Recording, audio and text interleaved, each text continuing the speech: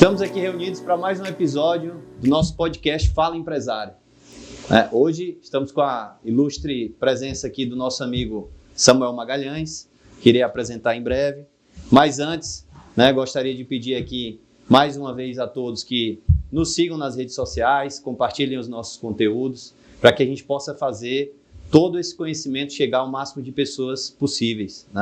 O nosso podcast ele tem um objetivo de abrir espaço, abrir um canal para que empresários, empreendedores, pessoas que estão ligados ao mercado, venham aqui falar um pouco sobre seus desafios, como se desenvolveram, como os negócios evoluíram, e assim a gente possa agregar valor a você que está aqui compartilhando um momento conosco.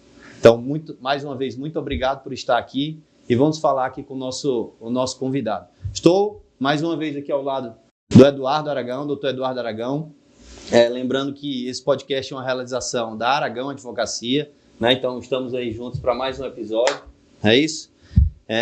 E, mais uma vez, temos uma novidade, uma novidade bacana nesse episódio, é oficializar para todos, já vimos publicado nas nossas redes sociais, que abrimos o canal no Spotify, a pedido de vários ouvintes, que muitas vezes consomem os conteúdos em deslocamento, em algum momento em que não pode estar ali assistindo diretamente ao programa, mas poderia estar ouvindo. Então abrimos o nosso canal e aí vale a pena a todos acompanhar. Todos os episódios já estão publicados no canal para que vocês possam ouvir e apreciar aí o conteúdo, ok?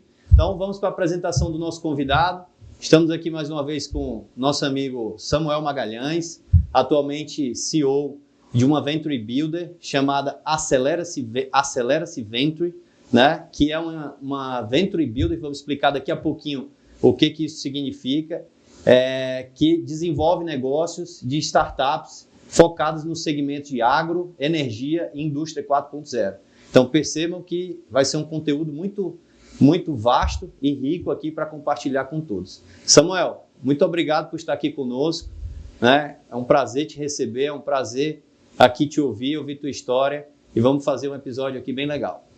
Obrigado, CH, Eduardo, pelo convite. Parabéns aí pela iniciativa, Muito legal a iniciativa como a de vocês para fomentar o empreendedorismo em um país que carece, de empreendedores qualificados. Eu acompanhei alguns dos episódios que vocês fizeram e, para mim, particularmente, é uma grande saída. É o primeiro episódio que eu participo, é o primeiro podcast que eu participo. Dizem que é a primeira vez, a gente nunca esquece, então, para mim, já está sendo inesquecível. Espero contribuir com a turma aí, compartilhando um pouquinho da trajetória, os aprendizados que a gente tem ao longo da jornada. Legal, Perfeito, Samuel. Muito obrigado pela participação no nosso podcast. Vai ser uma satisfação conversar contigo. E aproveitando a sua fala, eu gostaria de entender um pouquinho a tua história lá desde o início, Samuel, da tua época ali de faculdade, como é que se deu a formação e o direcionamento para a área que hoje você atua. Conta um pouquinho da tua história aí profissional, Samuel, por favor. Bacana. Na verdade, minha história tem muito a ver com a história do CH, Sou formado em administração pelo ES, entrei na faculdade em 2005, quase fui jubilado, mas no final das contas deu tudo certo. Minha primeira experiência profissional foi na ADM Soluções, que é a empresa de administração da UES. Foi uma experiência incrível, Eu falo para todo mundo. Dentro da ADM, a gente tinha, basicamente a ADM trabalhava com pesquisa de mercado e consultoria. E eu comecei atuando como pesquisador de mercado. Então, minha primeira atuação, de fato, foi acordando mais ou menos 4 e pouco da manhã para dar ali 5h30, estar na beira-mar fazendo pesquisa de viabilidade de academia, E foi uma experiência muito legal, porque a partir daí, além, evidentemente, de todas as vivências que eu tive a oportunidade de ter na ADM, mas eu pude aprender a importância de se perguntar e de estar aberto a ouvir, Que às vezes, eu sei que tem vários empresários que estão nos assistindo aqui, às vezes o empresário ele tem uma ideia e quer começar uma coisa e não se atenta para isso, se tem público, se o público tem a capacidade financeira para pagar o quanto ele pretende cobrar. Então foi uma experiência fantástica. Fiquei 2 anos lá na ADM, tive a oportunidade de trabalhar com CH, nos divertimos bastante também. Aprendemos bastante. Jovens, né, e aprendendo, buscando se desenvolver, e ali era um laboratório fantástico para a gente. Né? Só a título de esclarecimento, a ADM é a empresa júnior do curso de administração da UES. De administração. E até hoje ainda roda. Até hoje ainda roda, inclusive na época que eu entrei na ADM em 2007, né, fiquei lá de 2007 a 2009, esse ecossistema de empresa júnior, evidentemente já estava no Brasil todo, mas não era tão difundido quanto é hoje. Né? Então hoje existem cursos, existem empresas júnior nos mais diversos cursos, né? E até uma coisa, quando eu tenho a oportunidade de conversar com jovens, etc., que eu sempre indico, né? Pô, se você tiver a oportunidade, participe da empresa júnior, porque realmente é uma vivência, uma experiência profissional fantástica, né? Porque às vezes o cara está ali na faculdade, vai trabalhar como estagiário em algum canto, às vezes é um trabalho que ele não consegue se desenvolver tanto, né? Na ADM não, porque basicamente é um grupo de jovens que tem clientes de verdade, que estão atuando ali no mundo real, precisam se desenvolver, se capacitar. Então, se você, jovem, está nos assistindo, ainda não sabe o que é que você vai fazer no seu futuro, vê se você passa aí pelo menos uns 6 meses no empresa júnior, que eu tenho certeza que você vai crescer bastante. Aí, vamos lá, teve a ADM Soluções, depois concomitantemente a ADM, eu tive a oportunidade de ser monitor na faculdade, também foi uma experiência muito legal, né? Agradecer a professora Rosila, se estiver nos assistindo, que é uma daquelas pessoas que... acho que na nossa trajetória como um todo, né, não só o profissional, mas enquanto seres humanos, tem algumas pessoas que marcam e que mudam a vida da gente, às vezes elas nem sabem, né? E a Rosila foi uma dessas pessoas que, enfim, viu em mim um potencial que nem eu enxergava, nem sei se eu tinha também, mas enfim, fato é que ela viu e me deu essa oportunidade. É muito legal, porque quando você vai ensinar, você precisa primeiro aprender, né? E assim, não só aprender a matéria, mas aprender a estruturar o raciocínio, aprender a transmitir aquilo de forma lógica. Então, foi uma coisa também que me ajudou bastante ao longo. Monitoria de quê, mano? A cadeira era Gestão e Ética de Negócio. Era uma cadeira optativa, então foi muito legal. A Rosila também me permitiu dar muita... Tem monitor que não dá muita aula, né? No meu caso lá, eu tive a oportunidade de ministrar uma parte bastante grande das aulas, então isso me ajudou muito. Aí vamos lá, teve a ADM, teve a monitoria. Quando eu fiquei 2 anos na ADM, quando eu estava saindo da ADM, a gente, uma daquelas brincadeiras ali de faculdade, conversa vai, conversa vem, vamos organizar aqui um churrasco. Não, vai ter um churrasco, vai ter futebol, vai começar aquela brincadeira. Não, então vamos botar logo um som, vamos chamar a mulherada, e nessa brincadeira toda surgiu meio que quase uma calorada, e aí que foi totalmente despretensioso, na casa do nosso amigo Strauss, que inclusive é do ecossistema de inovação. Teve um cara bom para vocês trazerem aqui. Legal, também. Maravilha. Que hoje ele está lá no BS Innovation, aqui do lado, inclusive. Né? Na verdade, eles mudaram de nome agora, tá? A Cordel, né? Eles têm a Cordel Ventures, ele e o Marcos, e o Cordel Hub lá, então eles estão atuando muito forte nesse ecossistema. Então lá a gente começou nessa parte, era eu, o Strauss e o nosso amigo Rodrigo Pontes. Então a gente começou a organizar a festa, começou na brincadeira, depois o negócio se tornou sério, aí de lá para cá já atuei com comercialização de grão, já fui sócio de livraria, já atuei com consultoria financeira, já atuei com originação de operações de M&A. Deixa eu ver, meu Deus, tanta coisa. Deve ter mais coisa aí no meio da jornada, né? Essa minha falta de cabelos aqui não é de graça, a gente vai penando um pouquinho aí com todos esses conhecimentos, essas vivências, né? Até um pouquinho do que a gente estava conversando aqui antes de iniciar. Acho que cada etapa dessa, né, a gente vai aprendendo um pouco e nos tornando profissionais melhores e pessoas melhores ao longo da jornada. E Samuel, assim, dentro desse interesse por empreender, né, que é evidentemente claro na sua fala, o que é que tu pode destacar até hoje, dentro do que tu viveu, o que foi mais difícil, o que foi, digamos assim, menos complicado, enfim, o que é que tu pode trazer para a gente, assim, início de carreira, o que mais tu pode destacar, tipo assim, do que tenha te marcado nesse período aí que tu viveu, esses vários segmentos, digamos assim. Mas é muita coisa, né, Eduardo? Assim, eu já tive vários sócios ao longo dessa trajetória, né? De sociedade. Outro dia eu ouvi uma frase que eu achei, não lembro quem foi que falou, mas achei muito interessante. A gente tem sócio para dividir problema, não é para dividir o lucro. Para dividir o lucro não precisava ter sócio. E eu tive vários sócios ao longo desses muitos empreendimentos. Alguns foram sociedades super bacanas, super produtivas para ambos, outros não, né? Porque sociedade é um negócio muito complicado, né? e eu nunca fui casado, mas eu imagino que o pessoal diz casamento você só conhece com quem você está depois que termina, e sociedade é um pouco disso, né? Então, enfim, várias sociedades que eu terminei, depois apareceram dívidas e coisas que foram feitas que eu nem sabia. E aí, fazendo um jabazinho, mas isso não foi combinado não, tá, gente? Outro ponto que eu aprendi, às vezes a gente quer economizar com advogado, mas se eu tivesse contratado, tivesse tido uma boa assessoria jurídica ao longo dessa jornada, eu teria economizado muito tempo e muito dinheiro, né?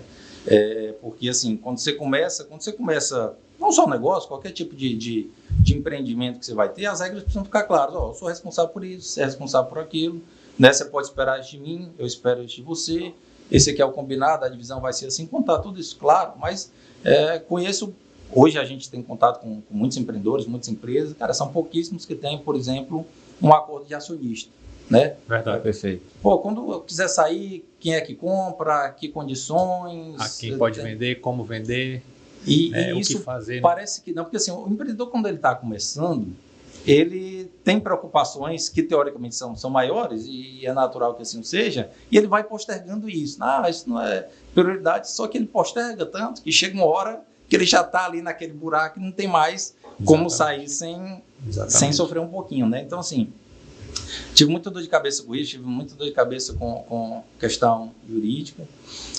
Acho que uma coisa também que a gente estava comentando aqui sobre a UES, a ADM, né, pelo menos na minha época, a gente quando vai para a faculdade, essa geração nova, talvez não, porque esses meninos já nascem com o celular na mão, já estão muito à frente da gente em vários aspectos. Mas quando a gente tem essa decisão de um curso, né, na época, quando eu entrei na faculdade com 17 anos, quando você vai decidir, parece que a decisão, e talvez seja para aquela época, a decisão mais importante da sua vida, então você vê, putz, esse curso aqui que eu escolhi, eu não posso errar, tem que ser, você fica naquela pressão, né? Questões familiares, dentro daquela pressão interna também que você tem, e às vezes você acaba definindo parâmetros que, na verdade, não são os mais adequados para se escolher um curso, algo que a gente acha que vai ser para o resto da vida, né? Fato é que nem sempre é para o resto da vida. Até pela idade que a gente tem, né? A gente é muito imaturo, pensa que tem maturidade na época que está lá, mas... 17 anos para decidir os próximos 80 da sua vida, né? 70 é muito novo. A vantagem é que hoje isso não tem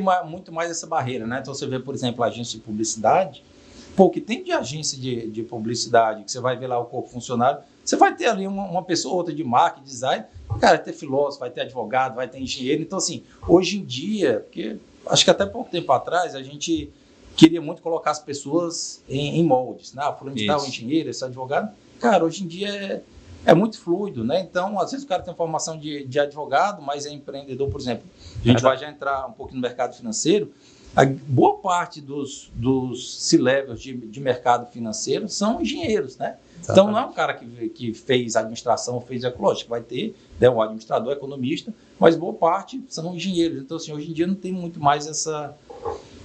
Nosso meio, né? Desculpa, Eduardo. O nosso meio, ele é muito assim, as pessoas às vezes iniciam a carreira pelo lado técnico, mas elas vão evoluindo, né, profissionalmente, né, e passam para cargos, às vezes, ainda no seu meio de gestão, ou então mudam totalmente de setor, né, e se tornam empresários. E aí muda completamente a sua rotina, as suas responsabilidades, suas atividades, né? Então, isso é muito comum. A gente já tiveram pessoas que passaram aqui pelos nossos episódios anteriores, que eram formados em uma certa área e depois foram empreender em outra totalmente diferente. Tivemos aqui estudantes do ITA que hoje são de atividades totalmente diferentes, então é bem... Trabalham bem rico essas possibilidades. Mas Samuel, vindo aqui um pouco agora para os dias atuais, como é que está a tua vida atualmente, hoje, no mundo do empreendedorismo? No que tu está trabalhando? Fala um pouco da empresa, né, da qual hoje você está comandando. Conta para a gente aí a tua realidade. Bacana. Só voltando um pouquinho aqui que eu acabei, é tanta coisa que a gente acaba se perdendo. Então, quando você perguntou da minha trajetória, eu acabei não falando, né?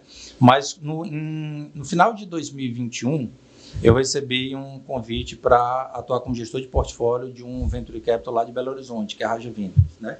Eu já tinha tido fintech, sempre acompanhei muito esse mercado de startup, inovação. E quando surgiu a oportunidade, eu estava atuando com originação de operação de M&A, mas eu estava insatisfeito por algumas questões. Uma delas era a sazonalidade da remuneração. Né? Então, às vezes você fazia uma operação grande, ganhava um dinheirão, ficava 6 meses sem ter nenhuma entrada, então eu estava um pouco insatisfeito com isso, com alguns outros pontos. Quando surgiu essa oportunidade, eu pensei, putz, é a chance que eu tenho de atuar mais no dia a dia disso aqui. Aí fui lá para a Raja, né?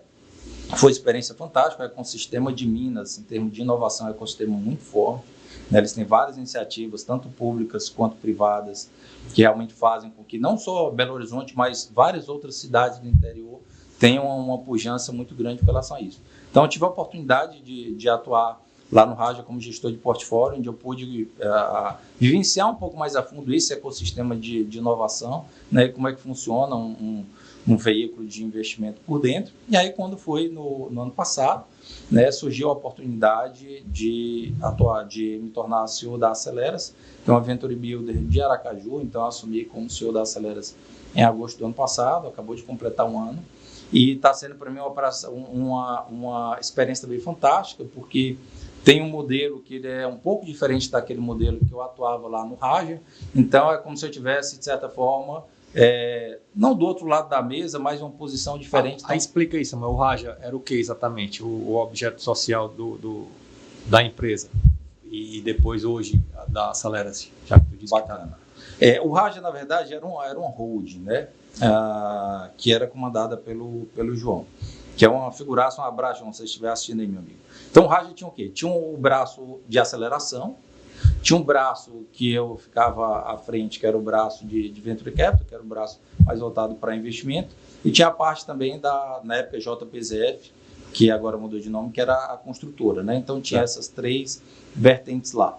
A construtora acabava que não tinha muito a ver com o que a gente fazia, mas o back-office, principalmente ali da parte financeira e administrativa, a gente compartilhava os recursos. Então, assim, esse braço de aceleração, basicamente, a gente atuava com startups que ainda estavam na fase de ideação, né? Ou seja, aquele pessoal que geralmente vem de alguma indústria, tem alguma indústria que eu falo segmento, não o parque fabril especificamente, vem de algum segmento, putz, eu atuava lá na Enel e eu identificava problemas XYZ. Então, o cara atuava no segmento, uma empresa geralmente grande, identificava gargalos, fez, eu posso criar a solução, já que eu estava ali no dia a dia, eu vi que essa deficiência, eu posso criar essa solução.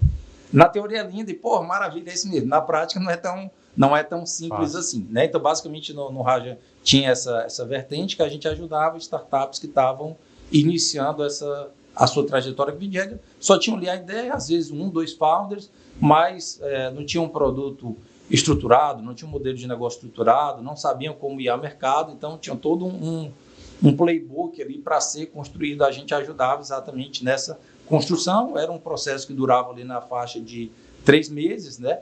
Um processo muito intensivo, com foco na transmissão de conhecimento, que é, via de regra, um dos principais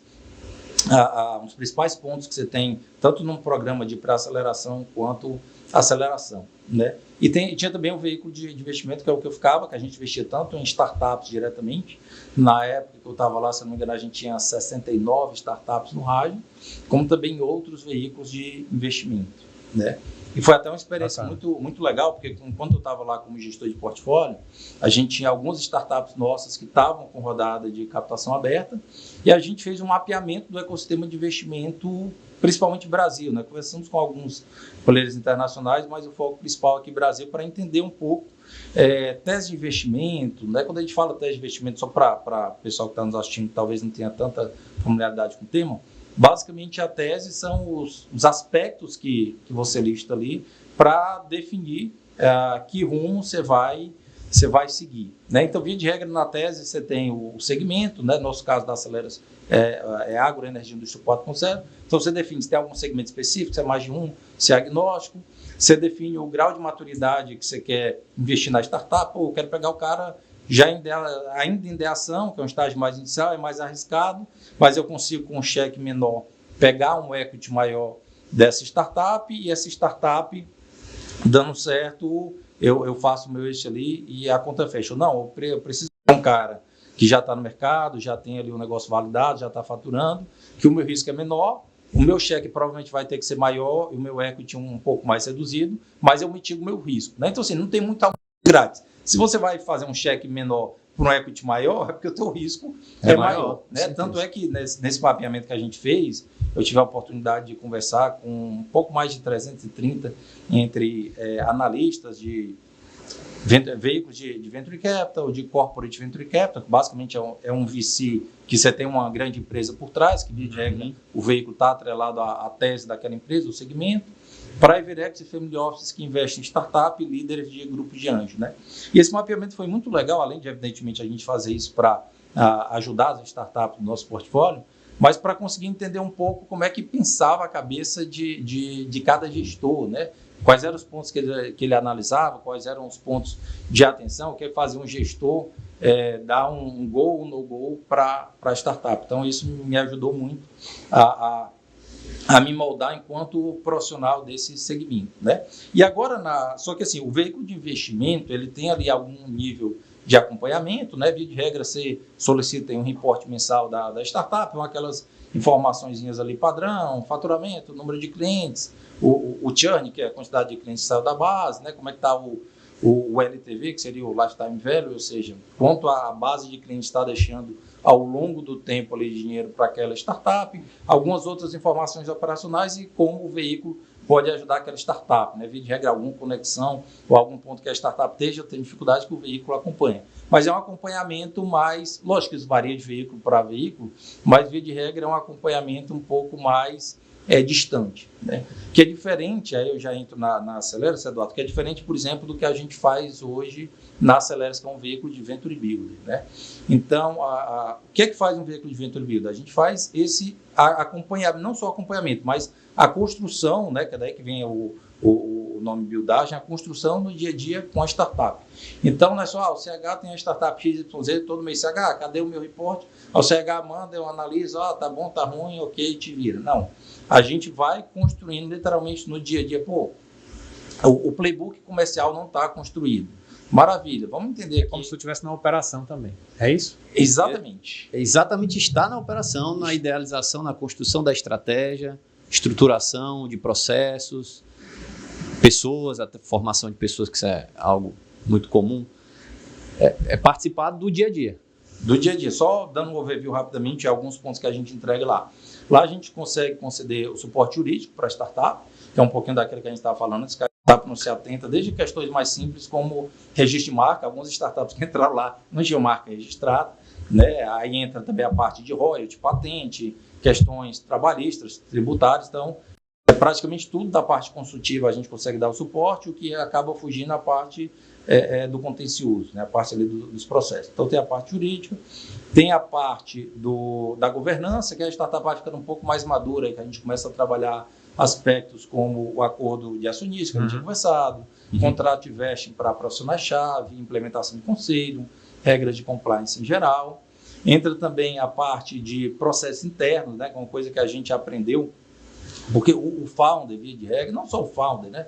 Enfim, eu acho que não só o fato que eu digo assim, não só o cara de startup, acho que o empreendedor, via de regra, pelo menos boa parte dos que eu conheço, tem um perfil um pouco centralizador. É aquele cara que acha, não, só eu que sei fazer, ninguém faz melhor que eu, etc. E em alguns casos talvez seja verdade.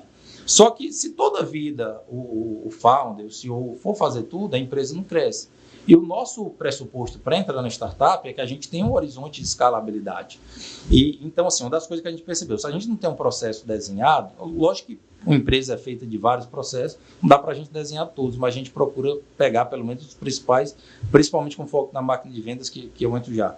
Então, assim, para que isso esteja claro, tanto para quem já está na operação, os founders, e às vezes um time pequeno ali, conseguir entender se aquele processo está sendo executado da maneira correta, né? E, evidentemente, o resultado está sendo de acordo, e também para que aquele founder ele consiga sair um pouco mais do operacional e ir para o tático estratégico, até pensando em novos colaboradores que vão entrar. Mas se o colaborador que está entrando não tem essa clareza sobre o que é que ele precisa fazer, quando, qual é a entrega esperada, provavelmente esse processo ele não vai ser executado a contento, né? Então, esse é um outro ponto também.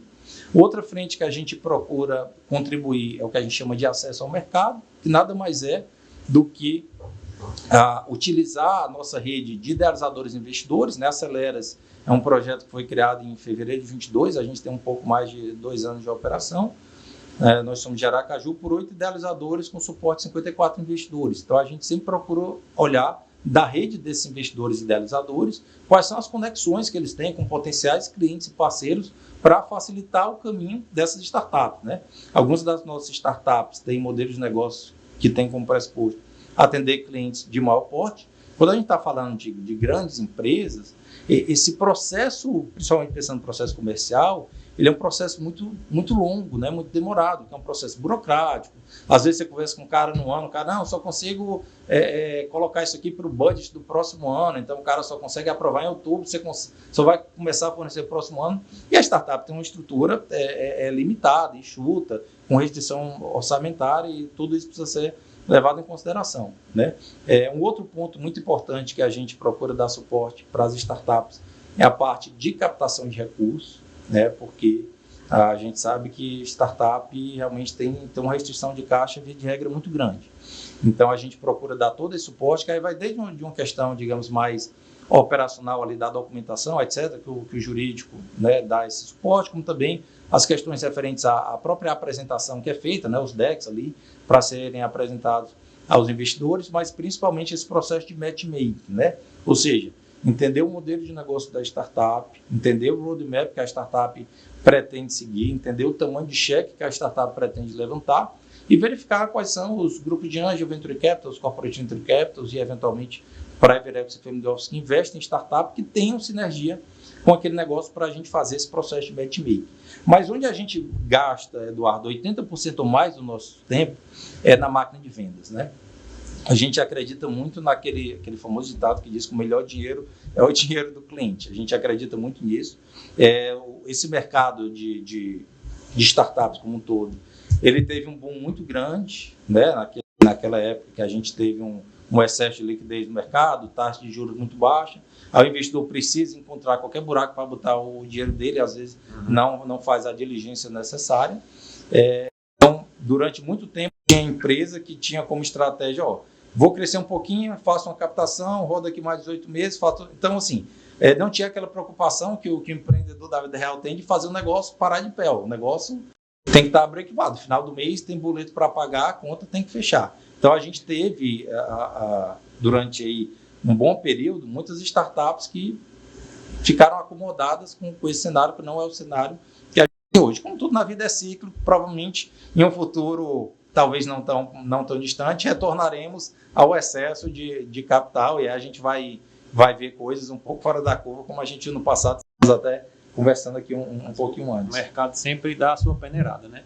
Sem dúvida. Chega a hora que a conta tem que ser paga, né? Tem uma frase que eu gosto muito, lá na ADM a gente conversava muito sobre ações, etc., que a gente gostava muito. E tem um cara que eu sou muito fã, que é o Warren Buffett, né? Então, ele tem várias frases célebres, dele muito legal, que é o tal de Warren Buffett, uma coletânea dessas frases. E uma delas é, quando a maré desce, é que a gente descobre quem estava nadando nu, né? E é muito nessa linha. Mas só para arrematar aqui, Eduardo, nosso foco principal lá na Aceleras, onde a gente até brinca dizendo que é o nosso Pareto às avessas, onde a gente gasta 80% ou mais do nosso tempo para ter 80% ou mais do retorno. É máquina de vendas, né? Então, na máquina de vendas, esse é um trabalho, como a gente costuma dizer lá, que é feito a 6 mãos, que tem parte dele que é da startup, evidentemente, parte dele que é do nosso time interno da Aceleras e parte dele que é de uma consultoria de growth que a gente contratou para também dar suporte para a startup nessa jornada, né? Então, a gente trabalha desde do mapeamento da jornada do cliente, desde a pré-venda até a pós-venda, para entender os pontos de interseção e os gargalos que pode estar tendo essa jornada, estruturação dos canais de venda, né, site, ligação, WhatsApp, rede social, e-mail, com scripts e fluxos de cadências específicos para cada um. Pesquisa, você estava comentando sobre a pesquisa de satisfação da ADM que você contratou. Pesquisa de satisfação, né, para entender como é que está o NPS e principalmente transformar essa base de clientes numa base promotora, né, porque é uma coisa que muitas vezes o empreendedor ele não se atenta para isso, né? Assim, é muito mais fácil você pegar um cara que já comprou de ti, já confia em ti, já conhece a tua entrega, tanto para você fazer eventualmente um upsell, um cross-sell e aumentar o faturamento que esse cliente possa te dar, mas como também para engajar esse cliente para que ele traga outros clientes que ele conhece do segmento dele, que tem uma dor que ele está sofrendo, que você vê que a sua solução pode pode fornecer. E, além disso, a gente trabalha toda a parte de marketing, criação de calendário editorial, criação de artigo. Nessa parte de criação de artigo é um trabalho que a gente tem feito cada vez mais forte, com basicamente 2 vieses. Tem um viés ali de blog para site, que é para melhorar o SEO, né, o posicionamento ali do Google, para melhorar o ranqueamento, e também uma estratégia de LinkedIn para trabalhar o perfil dos founders como formadores de opinião e referência no segmento deles, né? Porque aí você tem abertura, convite para podcasts, como esse que a gente está aqui, participação em eventos, etc. Isso sempre dá uma visibilidade bem legal. E a parte de tráfego pago, né? Que hoje é algo cada vez mais importante. Samuel, vocês escolhem as startups ou elas vão até você? Assim, porque eu estou entendendo que vocês, vamos dizer assim, são, entre aspas, prestadores de serviços a essas startups. Não são prestadores porque, pelo que eu entendi também do negócio, vocês, de alguma forma, dependendo do estágio da startup,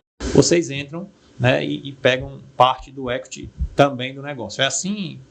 Eu estou entendendo errado ou não? Vocês prestam serviço para a startup quando elas te procuram ou vocês procuram e vão atrás da parceria em si com a startup? Bacana, entendo. Só para quem está nos assistindo entender como é que funciona o modelo da Acelera-se. Isso.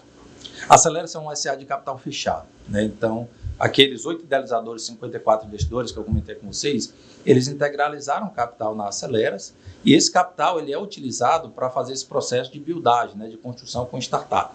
Para cada startup, a gente estima um período de 5 anos de trabalho em conjunto. Pode ser um pouco mais ou um pouco menos, mas esse é o nosso cenário base, é o período que a gente acredita ser suficiente para a gente ajudar a startup a ir para um outro patamar, né? Que outro patamar seria esse? Aumentar a base de clientes, aumentar o faturamento, ter um time mais sênior, ter um modelo de gestão mais redondo, regras de governança clara, eventualmente fazer uma ou 2 captações ao longo do período.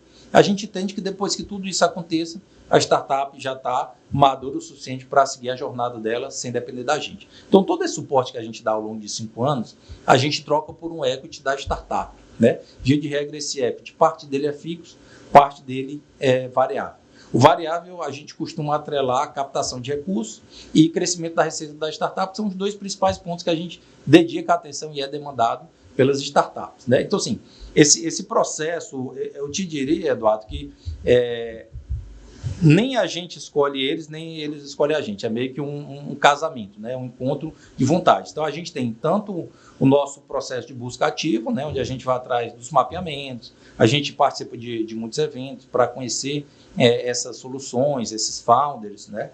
Como também a gente também recebe algumas indicações. Então, todo mês, geralmente, a gente, toda segunda pela manhã, a gente tem uma reunião, que é a reunião do checkpoint do Hunter, onde a gente analisa como é que está essa evolução. Atualmente, a gente tem 10 startups no nosso portfólio.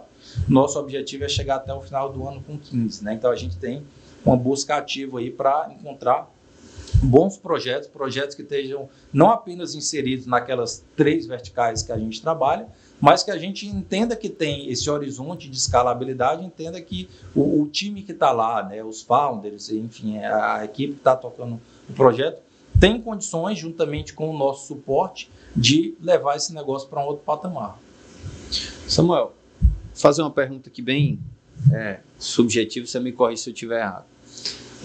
Eu estou entendendo que o Venture Builder é uma evolução do ecossistema, né? Não sei quando surgiu esse movimento, esse modelo, né? Falar movimento é um modelo de trabalhar no ecossistema de startup. Ele evoluiu desse período que você citou, do excesso de liquidez global, mundial, onde existia muito capital disponível, e aí quando é muito farto, algumas coisas importantes vão deixando de se ter o cuidado. Se é um processo que acompanhou esse momento que a gente está hoje, do excesso de liquidez para baixo capital, de alto risco que a gente está hoje, por conta de um cenário global de alta de juros, né, que a gente sabe que acaba remunerando o investidor com menos risco. Faz sentido isso? Foi mais ou menos essa evolução, foi nesse período ou não? Foi realmente a evolução do ecossistema em si? Na verdade, CH, até dando um passinho atrás, eu te diria que o ecossistema de inovação como um todo no Brasil, né, eu não falo não só dos veículos, Venture Builder, Venture Capital, etc., mas o ecossistema como um todo.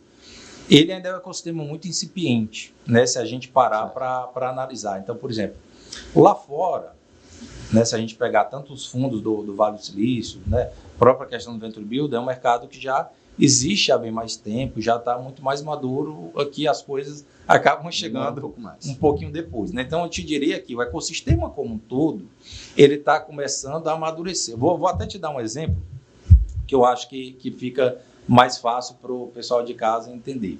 Naquele mapeamento que eu comentei com vocês, do Raja, né, que eu tive a oportunidade de conversar com os mais de 330 atores do ecossistema, mais ou menos uns 30 a 40 eram veículos de Corporate Venture Capital, né, que é basicamente uma grande corporação, via de regra, a maioria delas está listada na Bolsa, que tem um veículo ali de investimento específico, né, ou seja, você fez o commitment de um capital específico, né, vou criar aqui um fundo de 50, 100, 200 milhões para investir em startups dessa tese, que sejam complementares ao negócio, que possam agregar tais e tais pontos aqui no negócio. Então, assim, a gente vê que ainda é algo incipiente, né? Mesmo quando eu conversava com os gestores, etc., você via que, eles mesmos tinham desafios internos de vender, por mais que às vezes o capital já tem aqui 100 milhões, mas você precisava ainda vender internamente para que outras pessoas comprem a ideia e vejam a importância e se engajem, porque não é só fazer o cheque, né? Você precisa dar o suporte, você precisa estar acompanhando, você precisa ajudar, ainda mais uma corporate dessa que tem toda uma estrutura. Então, assim, esses caras que são grandes, que em teoria deveriam estar na vanguarda, eles ainda estão começando, lógico, uns estão mais adiantados que outros, mas eles ainda estão molhando o pezinho. Teve um evento muito legal que eu fui em 2022, que é um evento da Apex, que é o Corporate Venture in Brasil, que é um evento só de Corporate Venture Capital. E aí eu tive a oportunidade de conversar com vários outros atores.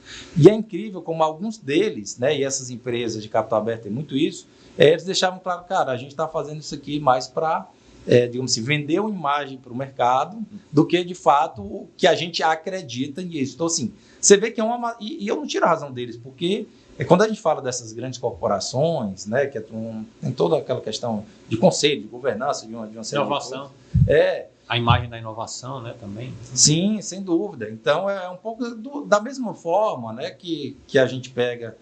agora eu estava no evento que teve aqui no centro de eventos, que é um evento de hidrogênio verde, né? Tinham várias empresas compartilhando um pouco como é que a gente está trabalhando a parte de transição energética, descarbonização, etc., que é uma das nossas teses. Então, assim, você vê que hoje, né, empresas mais sérias, como, por exemplo, a Índias Branco, tem trabalhado isso muito forte, você vê que eles já abraçam mais a causa. Mas nem sempre foi assim. A gente precisa entender que esse processo de evolução, não só das corporates que a gente está comentando aqui, mas do ecossistema como um todo, né, ele é natural. O ecossistema, o veículo de Venture Builder, especificamente, é um veículo ainda mais novo. Né? Para vocês terem uma ideia, quando eu fui lá trabalhar no Raja, eu nunca tinha ouvido falar, e isso foi há 2 anos atrás. Então, geralmente o pessoal conhece os veículos tradicionais, né? São os veículos de Venture Capital.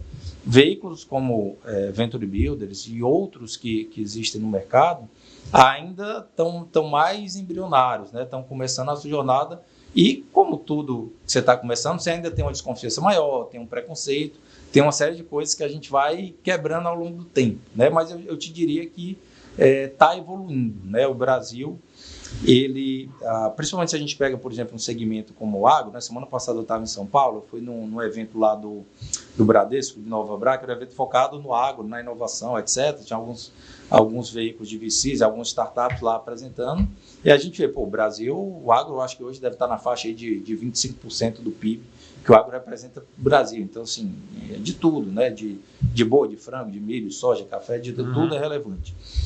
Só que quando a gente vai comparar os investimentos que você tem, pensando mais na parte de inovação e tecnologia no agro daqui com lá fora, que muitas vezes são países que não são tão relevantes no agro, lá fora, proporcionalmente, você acaba tendo muito mais. Mas por quê? Tem toda uma questão cultural, né? E assim, cultura é uma das coisas mais difíceis e mais demoradas de se mudar, né? Então, assim, a gente vê, eu acho que um ponto importante, em economia, né, tá tudo muito conectado, não tem como dissociar uma coisa da outra, né? Porque existe um termo que os economistas adoram, que é o tal do custo da oportunidade. Então, eu tenho aqui meu dinheiro, tenho aqui R$1.000. Se ele vai para a ação da Petrobras, ele não vai para o título Tesouro. Se ele vai para o título Tesouro, ele não vai para o fundo imobiliário. Se ele vai para o fundo imobiliário, ele não vai para a startup. Então, assim, é um mercado que ainda tem muito a evoluir, né? Hoje, a gente tem pouco mais de 4 milhões de CPF na Bolsa, para uma população de 220 milhões. Então, você vê como ainda é embrionário. Então, por isso que acho que a gente deve estar 2, 3 anos sem IPO, alguma coisa assim. Então, assim, se esse mercado de empresas mais consolidadas ainda está com dificuldade de destravar, quem dirá um mercado que é muito mais arriscado, de empresas que ainda estão no estágio mais inicial, então isso demora muito mais, né? E aqui a gente viveu durante muito tempo, hoje um pouco menos, mas ainda a gente tem um custo de oportunidade muito grande da renda fixa, né? Tanto CDB quanto título Tesouro. Então você tem, sei lá, um NTNB que vai te pagar IPCA mais 6, IPCA mais 7, alguma coisa assim. Cara, vou colocar meu dinheiro numa ação ou num startup, se eu tenho aqui uma renda fixa garantida que me remunera meio. Então, às vezes, quem está nos assistindo em casa não tem muito a noção de como a renda fixa ou a taxa de juros vai impactar no seu dia a dia. Não precisa nem ser uma startup para isso, não, mas isso acaba modificando toda a dinâmica econômica que você tem, né? Mas eu te diria que, olhando o lado do copo meio cheio, CH, a gente tá evoluindo e está começando a despertar um pouco mais de interesse lá de fora, né? Lógico, questões macro, como o famoso custo Brasil, né? Você que é da área jurídica aí, da segurança, né? Da insegurança jurídica e etc., acabam impactando como todo, né? Mas pensando no ecossistema local, eu te diria que está evoluindo, CH. Mas assim, cara, e por tudo que você trouxe aqui, contribuiu com o debate, assim, as chances de sucesso, elas aumentam consideravelmente se uma startup passa por todo esse suporte, todo o apoio, né? Então, é algo que é muito bacana de ver se desenvolver, né? Que bom que já existe mundo afora há mais tempo, que aí serve como fonte de aprendizado, de conhecimento, e que aqui se fortaleça também bastante. Samuel, trazendo um pouquinho aqui, queria entender por que a Acelera se foca nesses segmentos. Agro, você trouxesse uma explicação de por que vocês setaram dentro do portfólio, da estratégia de vocês, focar em, por mais que possa surgir, né, vocês como investidores e antenados no mercado, pode surgir oportunidade fora disso, mas está dentro da estratégia da Acelera-se Agro, Energia e Indústria 4.0. Explica um pouquinho para a gente. E assim, Samuel, complementando, quando você fala assim, Eduardo, a gente segue as nossas teses. Que teses seriam essas que existiriam no agro, na energia, na Indústria 4.0? Fala um pouco também sobre isso, por favor. Bacana. Essa foi uma das primeiras perguntas que eu fiz aos idealizadores quando eles me convidaram para a Acelera. Por que os 3?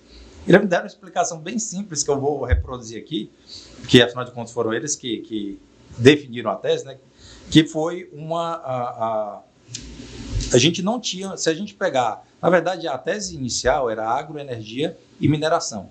E por que era agro, energia e mineração? Porque eram setores que eram muito representativos na economia real, mas quando a gente ia para esse mercado de inovação, a gente não tinha esse acompanhamento, né? Por exemplo, a gente estava comentando aqui que o agro hoje deve representar mais ou menos 25% do PIB. Não vou saber de cabeça o percentual de startups que a gente tem no agro, mas vamos imaginar que seja 8% do total de startups. Então, se o agro representa 25% da economia, da quantidade de startups do agro a gente só tem 8%, então existe uma disparidade aqui. Então, basicamente, esse foi o motivo da gente ter definido essas 3 teses. E por que a gente, digamos assim, tirou a mineração e colocou a Indústria 4.0? Por um simples fato que a gente não estava encontrando startups de mineração, né? Então, a gente inclusive tem uma no nosso portfólio, que é a Isomines, mas a gente estava com muita dificuldade, que é uma edtech da área de mineração, mas a gente estava com muita dificuldade de encontrar outras. Então, a gente deu uma pivotada, a gente fala muito esse termo, para startups, né? Que é quando você faz algum ajuste ali ao longo do caminho, a gente ajustou e tiramos a mineração em si, colocamos Indústria 4.0, que continua abrangendo a mineração, é porque a gente realmente tem dificuldade de encontrar, mas tem um leque mais amplo, né? E aí, Eduardo, respondendo ao teu questionamento, a gente não tem dentro dessas teses setoriais, digamos assim, a subtese, né? Dizer, olha, aqui para energia eu estou focado em hidrogênio verde, a gente não tem exatamente essa subtese, né? Qual é a nossa tese principal? Além da startup está nesses 3 segmentos, e a gente procura, você estava comentando isso, CH, no início, às vezes surgiu uma oportunidade de um negócio muito bacana, mas que não está na tese. Já surgiram alguns, né? Mas acho que a principal incumbência, né, de um gestor de venture capital, né, ou de alguém que está na minha posição hoje, é ser fiel à tese, né? Porque as tentações, e a gente já teve contato com muitas startups fantásticas de outros segmentos, que às vezes dá meio que um dor no coração. Putz, cara, seria ótimo ter essa startup aqui. Mas se você, a qualquer ação, se você se desvirtua da tese, daqui a pouco você vai ter um Frankenstein nas mãos, né? Lógico que é complicado, né? Quando você se depara com um negócio, você vê um potencial bom de crescimento, desenvolvimento, mas faz parte. Então, basicamente, hoje, o que é que a gente procura? Startups que estejam nessas 3 vertentes, né, que já tenham validado o seu, né, esse conceito de validação é um conceito muito, muito subjetivo. Até outro dia eu estava conversando com um parceiro sobre isso. Eu ia te perguntar, numa escala de 0 a 100, o que é que tu avalia para a startup vir para o teu portfólio? Numa escala de 0 a 100? Não, tem que estar no 10, tem que estar no 12, no 15, no 20. O que é estágio, isso? O que é isso que tu fala de evolução aí? De evolução, Eduardo, assim, o que é que a gente procura, né? A primeira coisa é estar em uma das 3 teses, né? Uhum. Segundo, que o negócio já esteja validado, né? Ou seja, você já tem a sua base inicial de cliente, você já está faturando, quer dizer, alguém está disposto a pagar por aquilo, né? Não é só a ideia ali do Zezinho, eu tive uma ideia. Não é um PowerPoint. Não é um PowerPoint, né? Então, assim, alguém já... A empresa já está constituída, a empresa já tem cliente, a empresa já está constituída, empregado, enfim, prestador de serviço. Isso. Isso? Pelo menos um dos founders full-time, uhum. né? Algumas das nossas startups, às vezes você tem um founder full-time e outro que está part-time, porque às vezes quando o negócio está muito embrionário, você não consegue ter um fluxo de caixa suficiente para remunerar 2 founders, então você dá uma segurada. Até o cara porque tem que viver, né? E até porque às vezes esse cara que está por exemplo, uma das nossas startups, um dos founders, ele está lá na Espanha, né? Que ele trabalha no outro trabalho dele, ele trabalha por empresa de cassino. Então, assim, é um cara que recebe em dólar, etc. Então, ele pega esse caixa justamente para ajudar a manter aqui, a estruturar essa operação, né? Então, assim, o time também, que é uma coisa, a gente estava conversando um pouco antes sobre sociedade, né? E sociedade tem aquela famosa frase que eu acredito muito, que é você ter objetivos semelhantes e habilidades complementares, né? Então, é importante que você tenha ali dentro do time, esse cara que é o cara que vai tocar o comercial, tem um cara que é o cara ali da tecnologia, tem um cara ali que vai fazer mais o administrativo financeiro. Evidentemente, nem sempre você vai ter todas essas figuras dentro de uma estrutura que ainda é pequena, então o founder meio que tem que se desdobrar em mais de uma delas, mas o ideal é que você tenha uma complementaridade, né? Que você tenha pessoas, é um ponto também que agrega muito, pessoas que já foram daquele segmento, né, já atuaram no segmento, conhecem bem as dores, conhecem bem como é que funciona o processo, isso facilita bastante. Então, eu te diria que alguns dos principais pontos que a gente analisa aí para validar, Eduardo. E o teu portfólio hoje? Pode abrir, pode dizer o que faz parte do teu portfólio? Essas 10 empresas que você citou. Claro, mas espero que eu não esqueça que a idade vai chegando, a memória vai ficar complicada. Não, mas pode ser alguma, sem problema. Mas vamos lá. A gente tem, passando aqui rapidinho, a gente tem a Cordeiro Bis, que é uma startup do agro, que trabalha com a parte de rastreabilidade na cadeia da ovinocultura, que fica em João Pessoa. A gente tem a WBM, que é uma startup de Belo Horizonte, que trabalha na produção de softwares IoT para indústrias, né? Eles atendem algumas indústrias grandes, como a Celor, a Easy, etc. A gente tem também a Agro Insight, que é uma edtech do agro, que fica lá em Luiz Eduardo Magalhães, lá na Bahia. Que basicamente cria conteúdos deles, tem um podcast muito legal, que é o Escancar Agro. Basicamente, eles desenvolvem ali trilhas de conhecimento para profissionais do agro se capacitarem. A gente tem um outro edtech, que é aquela que eu estava comentando com vocês, que é a Isomines, que é da área de mineração, que fica lá em Cuiabá, que a lógica é a mesma da Agro Insight, mas focada para o segmento da mineração, né? Os founders lá todos vieram da área de mineração, então vivenciaram na pele esses desafios, né? Porque eles mesmos, nas empresas que eles atuavam, eles tinham esse budget para contratar treinamentos, etc. Tinham dificuldade de encontrar serviços de qualidade, né? E o empreendedorismo é muito disso, né? Você identificar ali uma necessidade, uma necessidade e encontrar o caminho ali para sanar. Temos que mais? A gente tem também outra de Cuiabá, que é a Abrasoft, que é basicamente um RP do agro, né? Então eles são um software de gestão para a fazenda, tanto da parte de agricultura quanto de pecuária, né? Tem uma base de clientes já bem expressivas, espalhadas tanto pelo Brasil como também alguns países do exterior. A gente tem aqui também, deixa eu ver quem mais, a gente tem a Pontua, que é uma startup que é daqui de Fortaleza, que atua na parte da indústria. Inclusive o André é um cara bom para vocês trazerem aqui depois, chamar ele. O cara tem uma experiência fantástica, já atuou na Cacau Show, na Saraiva, e eles têm eu gosto muito da história do Alexandre, né, que é o fundador da Cacau Show.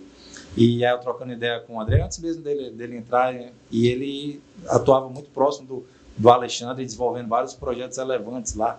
E é legal porque ele contando um pouquinho da história, né, você tenta imaginar a situação. Então, assim, um cara que tem uma vivência fantástica de mercado, está nesse projeto da Pontua com mais 2 sócios. Basicamente o que eles fazem é trabalhar principalmente eles trabalham com outros segmentos também, a parte de calçados, etc. Hoje eles são muito fortes no segmento automotivo, no quesito de gerenciamento de premiações para vendedores, né? Então você pega ali uma indústria que produz equipamentos, acessórios de carro, por exemplo, como é a maioria dos clientes deles, e muitas vezes o vendedor é o cara da concessionária, né? Não é alguém da indústria. E esse meio de campo ficava um pouco órfão. Então eles criaram esse mecanismo para justamente a indústria conseguir mostrar para o vendedor: precisamos desovar o estoque dessa peça, então agora a pontuação para essa está maior, para essa está menor, para isso aí ajustando ali digamos assim, esses gargalos no processo produtivo e, evidentemente, ampliar as vendas. É muito legal o projeto deles. O que mais que a gente tem aqui? A gente tem a Neural Energia, que é uma empresa lá de Florianópolis, que trabalha nesse formato que provavelmente o pessoal que está de casa já deve ter visto, que é a redução na conta de energia, né? Então, eles fazem essa intermediação entre uma geração distribuída, né? O pessoal que tem ali a fazenda de painéis solares, e no caso eles compram e revendem com desconto para o consumidor final. Hoje esse desconto está na faixa de 15%, a atuação deles, por enquanto, se restringe ao ecossistema de Santa Catarina. Legal. A gente tem também, deixa eu ver o que está faltando, a gente tem a FarmBuy. A FarmBuy é uma das mais difíceis de explicar, porque o leque de atuação é bastante grande. Eles têm um aplicativo muito, muito legal, que o nome é FarmBuy, né, onde não só o produtor, mas enfim, todo mundo que atua ali no agro, às vezes é o técnico agrícola, o próprio produtor, enfim, todo mundo que atua nessa cadeia, consegue ter acesso à cotação de commodities, né, milho, soja, café, boi gordo, etc. Cotação também do dólar, que é uma coisa que afeta muito esse segmento. Tem também ali uma espécie de um marketplace interno, onde as pessoas podem comprar e estou vendendo aqui um trator, quero vender essa fazenda, estou comprando aqui, então você consegue ter meio que um processo de matchmaking. Eles criaram também um shopping interno para que empresas que querem fazer esse anúncio de maneira mais estruturada ou que ainda não tem uma presença digital muito forte, conseguir fazer isso através da plataforma.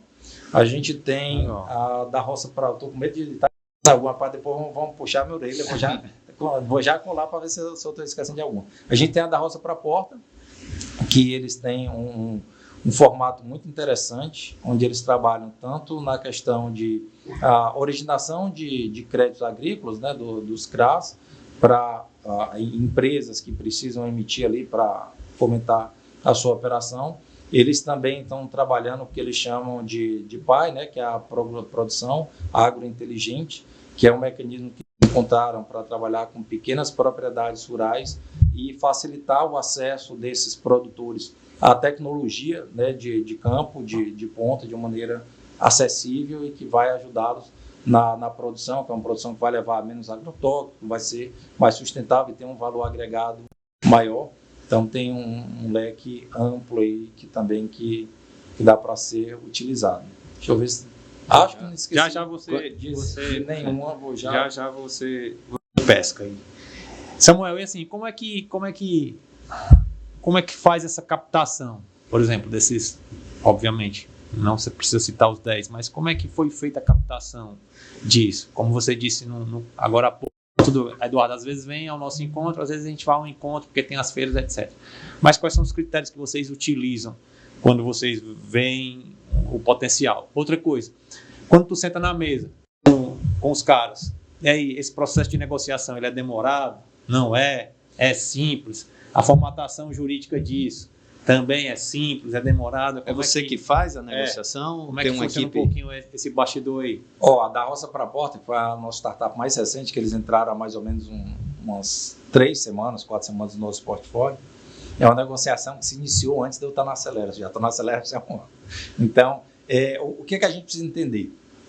Que o nosso modelo de negócio, né, esse modelo de dar um suporte para a startup, tudo isso que a gente conversou em troca de um equity, é um modelo que ele vai funcionar muito bem para algumas startups, mas para outros não vai funcionar. Então, você pega uma startup que já está muito madura, provavelmente boa parte dessas entregas que a gente fornece, ele já tem dentro de casa, ele já tem um jurídico dentro de casa, ele já tem um de marketing dentro de casa, ele já tem um comercial bem estruturado dentro de casa. Então, se ele já tem tudo dentro de casa, não faz sentido para ele trocar o que ele já tem por um equity, né? Então, a gente pega ali, entre o cara já validou, já tem cliente, já está faturando, já está no mercado, etc., até o cara não ter essa estrutura suficiente para conseguir avançar. Então, assim, às vezes a gente está conversando com startup que, por uma série de razões, não é o momento dela entrar no portfólio.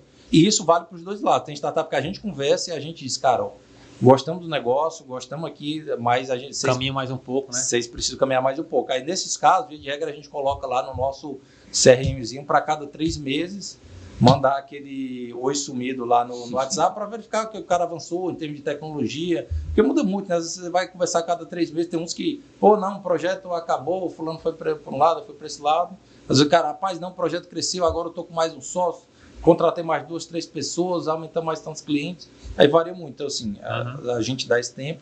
E, às vezes, a própria startup, por exemplo, tem uma startup que a gente está negociando agora, que eu espero que a gente consiga trazer esse portfólio, que é uma startup fantástica lá de Goiânia, da área industrial, que a gente negociou com eles. Essa eu tinha acabado de entrar na Acelera, eu participei. Sabe aquela reunião que você entra na empresa, você participa meio perdido assim de ouvinte, só para entender o que está se passando? Foi exatamente esse o caso, lá com eles. E eles tinham um sócio que não comprou muito a ideia da Acelera, né? Meio que, e faz parte, a gente entende. Só que esse sócio agora saiu. Sabe, não, na verdade está em processo de saída, né? E a gente retomou as conversas justamente por isso. Rapaz, o fulano de tal, eu queria vocês, mas o fulano de tal não queria. Agora que ele está saindo, acho que vale a pena a gente conversar. Então, tem uma série de nuances aí. Mas, via de regra, é uma negociação que ela não é tão complexa, mas geralmente ela não é tão rápida por algumas questões, né? Porque, assim, diferentemente de uma empresa mais madura, né? Sei lá, você imagina uma empresa que vai fazer um M&A. Você tem ali o próprio jurídico da empresa, que você bota... Então, assim, você já tem gente para tocar esse tipo de operação. Na startup, é o cara que está vendendo, é o cara que está entregando, que é o cara que tem que... Né? Então, às vezes, rapaz, vou viajar para canto tal, porque eu vou ficar uma semana no evento, vou visitar cliente, então, assim... Mas tem aquela dificuldade do cara achar que a startup dele, obviamente, sempre vai explodir, né? E ele fez sempre um valor muito elevado naquilo que ele está apostando, né? E aí acaba que o equity ali fica talvez um pouco enganchado para negociar um percentual, não, Samuel? Eu vejo muita gente falando, o Eduardo, você já deve ter ouvido também, aquele negócio do o founder achar, um pouco na linha do que você está falando, né? Assim, do founder achar, ter um próximo unicórnio. E também uma coisa, a gente estava falando aqui sobre a questão jurídica, do cara só querer abrir o projeto, tem que assinar aqui um NDA para abrir o projeto. Eu, particularmente, nunca vivenciei nenhuma das duas circunstâncias, apesar de já ter conversado com mais de 1.000 startups, né? Agora, só na Aceleras, já foram, acho que uns 700, 800, que a gente conversa para com esse modelo de negócio entender. Mas, lógico que entra um pouco disso, né? Às vezes o cara supervalorizar, né?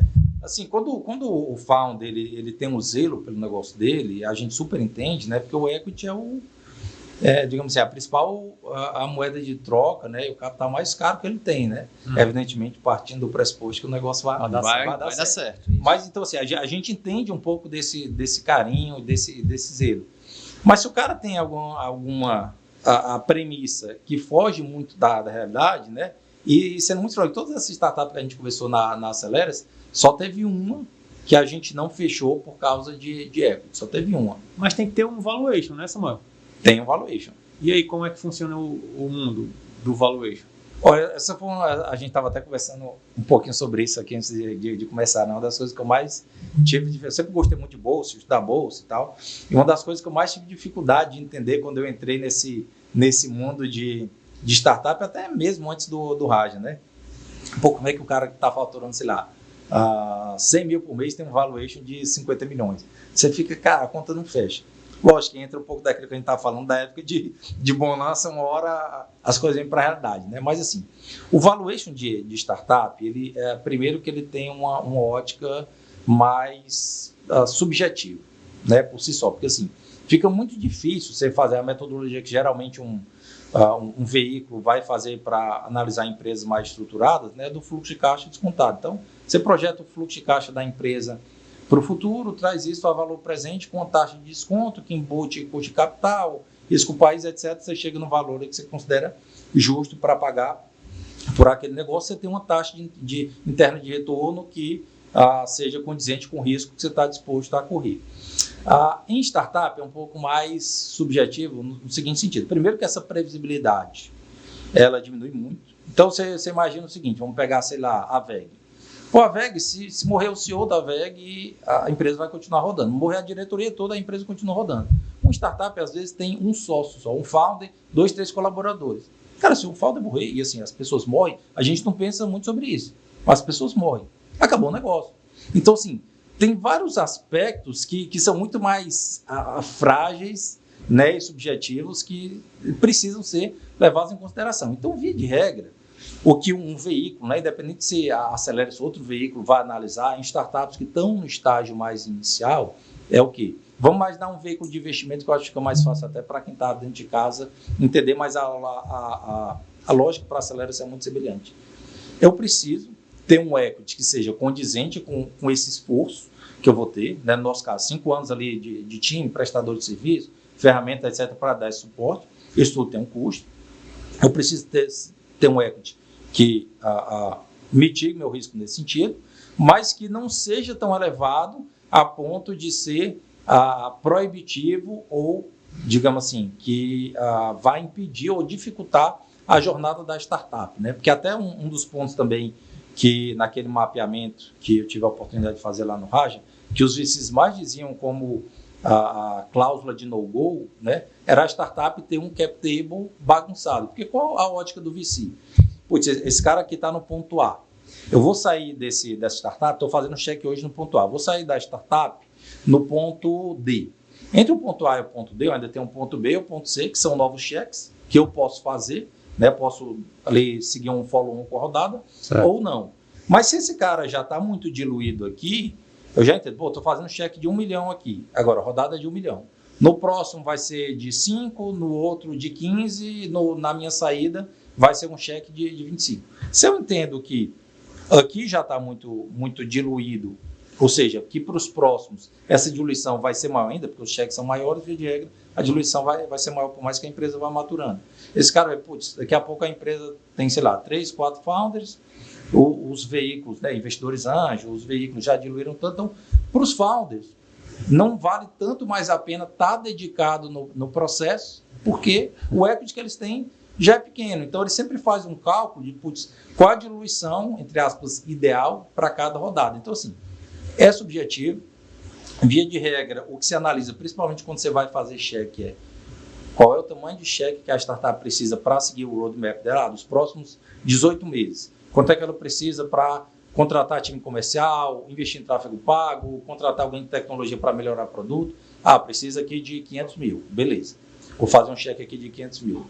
O que é que eu posso pegar de equity dentro desses 500 mil que me dê uma certa margem de segurança, que mitigue meu risco, mas que eu não esteja dando um tiro no meu próprio pé, porque eu entendo que esses 500 mil é o primeiro cheque. Daqui a pouco tem um cheque de 2, um de 5, um de 10. E se eu pegar muito nesses 500 mil, quando chegar no coleguinha para ele fazer o outro cheque, ele não vai querer, né? Então é muito nessa linha que a gente procura analisar. Evidentemente, tem uma análise financeira, tem uma análise de segmento, tem uma análise do time que está envolvido, né? A gente até conversava um pouquinho sobre isso, que quando você pega ali um second time founder, né? Um cara que já fez êxito do seu negócio, principalmente se for um cara renomado, ele consegue começar um projeto do zero, sem clientes, sem faturamento, não precisa nem do... E já levanta um capital. E já levanta um capital muito expressivo, né? Evidentemente, a gente está falando de exceções e não da regra, mas isso acontece. Legal. Mas vocês, dentro do que vocês fazem, dentro do escopo, né, da Acelera-se, tem o cheque? Chega a aportar recurso? Não, na Acelera-se a gente não faz cheque. É o suporte mesmo na operação. É o suporte na operação. Tá. Mas nem em algum momento assim, porque a gente sabe que mesmo sendo startup, de certa forma, de alguma forma, que já está rodando, em algum momento ele pode ter uma certa dificuldade de caixa financeiro para rodar projetos. Nesse momento vocês também não entram com participação, aí vai buscar rodadas de... Pode não, eu diria que quase sempre tem. Então, assim, a gente entende, até porque eu fui gestor de é um dos serviços que vocês fazem. É um dos serviços que a gente faz. Assim, ajudar a encontrar um investidor. A gente entende a importância disso, porque mesmo startup que está faturando, startup que está break-even, etc., você tem um aporte financeiro, você consegue... Então, é um complemento, né? A Builder é como se fosse complemento da Capture, sim, né? Enfim. Sim. Eles convivem. Convivem. Legal. Samuel, deixa eu te fazer uma pergunta, porque sempre quando a gente está falando sobre esse universo de startup, pelo menos o que os VCs, né, eles comentam muito e eu ouço e leio e vejo, eu queria ouvir tua opinião, e ver a tua opinião dentro de uma escala de 0 a 10 em relação ao founder, em relação às pessoas que tocam aquela startup. Porque uma ideia em si, ela pode ser a mais brilhante do mundo, mas se não tiver pessoas com capacidade de executar, transformar em projeto, buscar cliente, né, ter constância no negócio de crescimento, enfim, ele vai ser só uma ideia. De 0 a 10 ali dentro da escala, qual a importância de você encontrar ali o founder e quais são as características que você olha, né? Muitas vezes a ideia não é nem a mais brilhante do mundo, mas você sabe que aquele cara vai fazer um negócio que vai crescer, que vai enfim, chegar no patamar que vocês acreditam. O que você olha no founder, quais os atributos ali, competências, e de 0 a 10, o quanto que isso pesa na tua decisão? CH, só antes de responder, que eu lembrei agora, eu estava aqui matutando, rapaz, devo estar esquecendo de alguém. Só o editor, você vai fazer um corte bacana aí para nós depois, viu? Vai ter que encaixar lá. Vai ter que dar até os pulos aí. Estava em 9. Vai ficar no 10 lá na fala. Rapaz, eu não sei, o pior é que eu não sei se está faltando algum. Essa foi uma lembrei de cabeça, que é a Fato, que é a nossa startup lá de Porto Alegre. O Cláudio, inclusive, que é um founder, inclusive, se engajou bastante lá na época das enchentes, né? E deu um suporte muito grande lá, aquela que tinha dos abrigos, da alimentação. Então ele se engajou bastante, até ajudou na construção de um software lá para pessoas que estavam desabrigadas se conectarem com outras pessoas da família que estavam abrigos e tal. Basicamente, eles são um software de gestão de manutenção, que hoje são muito focados na parte de facilities, principalmente em ar-condicionados, né? Então, eles estão nessa labuta lá, um projeto muito bacana. Eles tinham outro nome antes, que era Manu2B, e pivotaram um pouco o negócio, estão desenvolvendo agora uma nova ferramenta. Então, Cláudio, meu amigo, não esqueci de você. Inclusive, quando eu estava lá no South Summit, fui me encontrar com o Cláudio lá. Me arrependi, rapaz, que ele dizia, você quer churrasco ou quer pizza? Aí eu caí na besteira, no Rio Grande do Sul, caí na besteira de ir na pizza, então preciso voltar lá para comer um churrasco, viu? Mas vamos lá, CH, voltando aqui para a tua pergunta. Cara, tinha o João, né, que era o sócio do Raj, ele tinha uma frase muito... Na verdade, eu acho que essa frase não é nem dele, é meio que todo mundo da ecossistema usa, né? Que é se aposta no jockey e não no cavalo. Então, é muito isso, né? Porque, assim, são operações que são muito frágeis, né? Um pouquinho daquilo que a gente estava falando. Então, o founder, se você tem um bom founder, o que é que acontece? O negócio, quando você começa um negócio, você tem algumas premissas, né? O cliente está disposto a pagar tanto, o cliente tem essa dor, etc. E nem sempre você valida essa dor. Aí entra um pouquinho daquilo que a gente estava conversando sobre a experiência da ADM Soluções de, cara, antes de eu criar um negócio, deixa eu falar, meu público são escritórios de advocacia. Eu vou criar aqui uma inteligência artificial para entender escritório de advocacia. Ver se eles querem, né? Deixa eu entrar em contato com uns 20 advogados aqui para ver se os caras têm demanda, se estão dispostos a pagar, se estão com essa dor. Os caras não fazem isso. Então, muitas vezes você vai começando ali e depois tenta encontrar a dor. A ideia é boa para quem, né? Então assim, primeira coisa, ter um time bom. Quando a gente fala bom, aí é subjetivo, mas entra um pouco daquilo que a gente está falando. Um cara que tem experiência no segmento, isso ajuda bastante, que o cara tem contato, o cara conhece a dor, o cara já vivenciou aquilo. Quando você pega um second time founder, não necessariamente do cara ter tido um grande êxito, um grande sucesso, mas que o cara já pinou, né? Que não é, digamos assim, marinheiro de primeira viagem, que a gente que é empreendedor, que já teve sócio, de cabeça, processo de funcionário, etc. A gente sabe como são essas dores. Assim, se você já está acostumado com isso, você, lógico, vai doer, mas você sobrevive, você vai transpondo. Se a primeira vez, primeira vez que eu briguei com um sócio, primeira vez que eu recebo aqui um processo de um colaborador, então assim, o cara às vezes não está preparado nem psicologicamente, nem, então sim, isso é uma coisa que ajuda muito. Ter um pouco daquela complementariedade que a gente estava conversando com o time, né? Pô, tem um cara que é bom no financeiro, mas tem um cara que é bom no comercial, então o time está balanceado, está bem ajustado. E muito a questão que, assim, parece um pouco daquelas conversas motivacionais, mas, cara, não é, mas você ter um propósito, né? Porque, lógico, você vai criar uma empresa, você quer ganhar dinheiro, você quer prosperar, é natural que assim seja. Mas se você faz pelo dinheiro, dificilmente vai dar certo por uma razão muito simples. Até você conseguir, até o dinheiro chegar, as pancadas que você vai tomar são violentas. E se for o dinheiro pelo dinheiro, você, cara, entra um pouco, volta naquela questão do curtir a oportunidade. Cara, eu estou aqui tocando essa startup, tendo dor de cabeça, deixa eu ir para o mercado ali para ganhar 10, 15, 20 mil, que é melhor, que eu tenho meu dinheirinho, faço minhas coisas, não tenho dor de cabeça de cliente, funcionário. Então, se você vai só o dinheiro pelo dinheiro, a primeira pancada que você toma, né, se você for um cara com uma boa formação e tudo mais, cara, vou seguir. Então, assim, realmente pessoas que acreditem naquele propósito, acreditem naquele projeto, acreditem que aquilo que eles estão construindo tem a capacidade de tornar o mundo um lugar melhor, ajudar a vida daquelas pessoas, daquelas empresas, né? Então, eu acho que isso é um ponto também bastante importante. Legal. Henrique, a conversa é muito boa. Certamente a gente esticaria, Samuel, essa conversa aqui por muito tempo, mas para limitar aqui do tempo que a gente combinou, né, vamos aqui para uma reta final do nosso bate-papo. Eu acho que o Samuel, ele tem mais de uma hora de conversa aqui. Ele vai nos forçar a criar ferramentas, né, dentro do nosso canal de, sei lá, transcrição, legenda, porque foram tantos conceitos aqui, né, foi muito rico. Parabéns, Samuel, pela trajetória. Conheci você lá atrás, né, quando a gente era bem jovem, e ver você no patamar que você está hoje de conhecimento, né, e desenvolvimento por todos os projetos que você já passou, todas as empresas que você já se envolveu, todos os mercados que você já teve contato, fazem você um profissional bastante rico de conhecimento como você é hoje. Parabéns. Obrigado, CH. Agradeço demais aí o convite, né, de vocês, a oportunidade, como eu falei, primeira vez que eu tenho a oportunidade de vir aqui no podcast, né, ainda mais de um amigo, então é muito bacana falar de um assunto que eu gosto. Então, assim, muito, muito legal. Fico super à disposição. Não sei se vocês vão me aguentar falando de novo, mas fico super à disposição aqui para voltar a indicar também. Tem muita gente boa aqui do ecossistema, não só de inovação, mas do ecossistema de empreendedorismo aqui do Ceará, que inclusive parabéns, né, que eu vi que vocês trouxeram muita gente bacana aqui para compartilhar um pouquinho dessa vivência.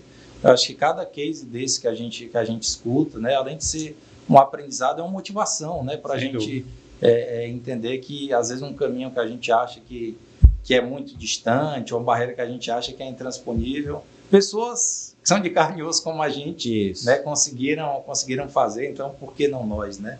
Mas calma aí, que ainda não acabou, não acabou não. Dentro dessa experiência que você adquiriu, né, e o Henrique, de forma muito correta, o elogiou, eu queria entender e queria que tu dissesse para o nosso público assim, um livro que te marcou, alguns livros que te marcaram, ver que você trouxe um livro aí, né? Trouxe aqui. Até porque é o seguinte, a dica, né, pegando o gancho, Eduardo, a gente jamais vai conseguir esgotar todos os assuntos que a gente gostaria nessa conversa. Então, o que a gente quer deixar aqui para quem está nos assistindo, livros, dicas, cursos, temas que você acredita que são tendências de mercado, o que nós, como um todo, temos que estar antenados, por dentro, estudando, se atualizando, tanto não só em relação a livros, né, que já tem aqui um presente aqui que você nos trouxe, você vai falar sobre ele, mas também de temas e tendências aí que a gente tem que estar bem antenado e atualizado. E depois nós vamos lhe trazer para falar também sobre o investimento voltado à bolsa, porque, como você bem disse, tem a conexão, né? Nada mais, esse mundo aí que você acabou de relatar aqui por 1 hora e pouco, é um mundo de investidor. É um mundo de investidor. Quem está por trás de todas essas startups são investidores, né? Então, depois a gente vai te explorar também nesse aspecto aí. Vai lá, Samuel. Bacana. Vamos ter mais umas 2 horinhas, porque essa pauta aí... Eu achei que você ia fazer aquela da Marília Gabriela. Eu só vou precisar de uma frase, um livro, um filme. Não, vamos deixar você discorrer aí sobre o ponto. Eu vou precisar só depois que você mande pelo WhatsApp o que está escrito aqui na dedicatória. Que eu sei que foi com muito carinho, mas está difícil de entender. O pessoal às vezes reclama, eu falo, a única oportunidade... Tem CH, eu entendi que é para mim. Mas é porque o CH está com letra de forma, né? Está com letra de forma. Por isso você entendeu. Mas eu falo, pessoal, mas é verdade, a única oportunidade que eu tenho de escrever com letra cursiva... Não, se for em inglês eu entendo, mas aqui não... É em dedicatória de livro, então eu tenho que exercer. Mas vamos lá, começando por esse livro. Esse livro é do Felipe Matos, né? Um livro bem legal. O Felipe é um dos caras que está nesse ecossistema há mais tempo. Eu já tive a oportunidade de assistir um treinamento dele, é muito bacana. Ele tem esse livro aqui, 10 mil startups, onde ele conta um pouquinho para quem quer empreender ou quem quer investir. É um livro bem prático, aborda também algumas questões de cuidado jurídico, que a gente estava conversando, etc. Então é um livro que acho que não tá muito na mídia, porque o Felipe não é um cara tão midiático, mas é um cara que realmente conhece muito da área e vale super a pena aí para quem se interessa por esse segmento ali. Cara, tem alguns livros aí que eu acho que dá para compartilhar. O primeiro, que é um livro que eu... Na verdade, tem 2 livros sobre... A gente vai lembrando. Tem 3 livros que, assim, indo para esse foco de investimento, que eu acho que um investidor precisa ler. 2 deles são relativamente grandes, mas super vale a leitura. Um é o Investidor Inteligente, que é do Benjamin Graham, que foi professor do Warren Buffett na faculdade, que para mim é um livro que 99% do que o investidor precisa saber está naquele livro. Os outros 1% só a via dos investimentos vão ensinar, mas 99% está ali, né? De tudo, mais segurança, custo de oportunidade, foco no longo prazo, está tudo ali. O outro é a biografia do próprio Warren Buffett, que é a Bola de Neve, que é da Alice Schroeder. Que pena que é uma biografia que foi escrita em 2008, se eu não me engano, então de lá para cá ele já fez muita coisa. Muitos bilhões. Eu espero que depois ela atualize. Aí ele conta passo a passo, né? Desde o início da Berkshire, desde o começo dele, na verdade, vendendo jornal para comprar ação, etc. E para mim, se a gente pegar todos esses caras muito midiáticos, fora da curva, né? Elon Musk, Bill Gates, Steve Jobs, etc., de certa forma, não vou dizer o que eu mais admiro, mas assim, o que eu acho que mais tem parâmetros assim, para a gente se espelhar é o Warren Buffett. Porque assim, não tem como você replicar a cabeça de um Steve Jobs, de um Bill Gates e de Elon Musk. Mas o que o Buffett faz é genial justamente pela simplicidade dele. Assim, você escuta o cara falar, pô, eu vejo um bom negócio, que está barato, investir não é só comprar bons ativos, é pagar pouco por eles, aí entra o conceito de margem de segurança, seguro por 10, 20, 30, 40 anos. Só que quando você fala com o investidor não consegue se imaginar, pô, comprando aqui uma ação, sei lá, da MRV, pô, não vou segurar por 20 anos, vou ter um lucrinho aqui, já vou girar. Então, assim, o investidor brasileiro, principalmente, ele tem uma mentalidade de especulador. Ele quer comprar aqui, vende ali, etc. Nessa brincadeira, tem um bocado de imposto, de taxa de corretagem que vai ficando pelo caminho, e às vezes você acha que está comprando na baixa e saindo na alta, quando você está fazendo é o contrário. Então, uma coisa que eu sempre falo para o investidor, não tem segredo, você tem ali sua remuneração, quer seja o prolabore da sua empresa, distribuição de lucro, ou seu saláriozinho, cara, separa uma parte, que é o famoso Pax primeiro, separa uma parte ali para você investir, 10, 20, 30%, dependendo ali da sua condição, investe. quer seja na renda fixa, no título de tesouro, numa ação, num fundo imobiliário, numa criptomoeda, numa startup, mas investe. Cria essa cultura de investir e para de girar carteira e foca no longo prazo. Quando você for ver, você está ali com uma carteira que vai ter um pouquinho de cada coisa, vai ter ativos que vão estar te gerando renda daqui a pouco, às vezes até mais renda do que você está tirando da tua atividade principal, e a coisa vai fluir. E por último, é um livro que esse quase ninguém conhece, mas com uma audiência super seleta e qualificada de vocês, eu espero que mais pessoas o leiam. Esse livro eu tive acesso a ele, porque na verdade eu era sócio de um sebo, né? Acho que o CH sabe dessa história. E sebo, como o próprio nome já diz, vem muito livro antigo. Uhum. E eu, como gostava muito gostava não, né? Sou apaixonado por essa área, toda vida que chegava algum livro de investimento, eu levava para casa, não vendia. Acho que talvez tenha sido por isso que o sebo quebrou. Né? E tem um livro que é o Guia de Investimento das, se eu não me engano, Beardstown Ladies, alguma coisa assim, o Guia de Investimento das Beardstown Ladies. Basicamente é um grupo de senhora mesmo idosa, aposentada, que tiveram performance da carteira de investimento delas absurda, que batia a maioria dos gestores famosos. Por quê? Só comprava, não vende, não gira carteira. Estou comprando a ação do Banco do Brasil, para que vender daqui a 5, 10 anos? Não, é para me gerar os dividendos, eu reinvestindo e acumulando. E às vezes as pessoas acham, putz, mas eu não vou viver. E é o que eu falo, você pagando você primeiro, tira ali 10, 20, 30% da minha renda. Os outros 70, 80, 90, cara, você faz o que você quiser, você viaja, você troca de carro, compra seu apartamento, mas deixa o dinheiro aqui para você garantir o seu futuro, o futuro da sua família, etc.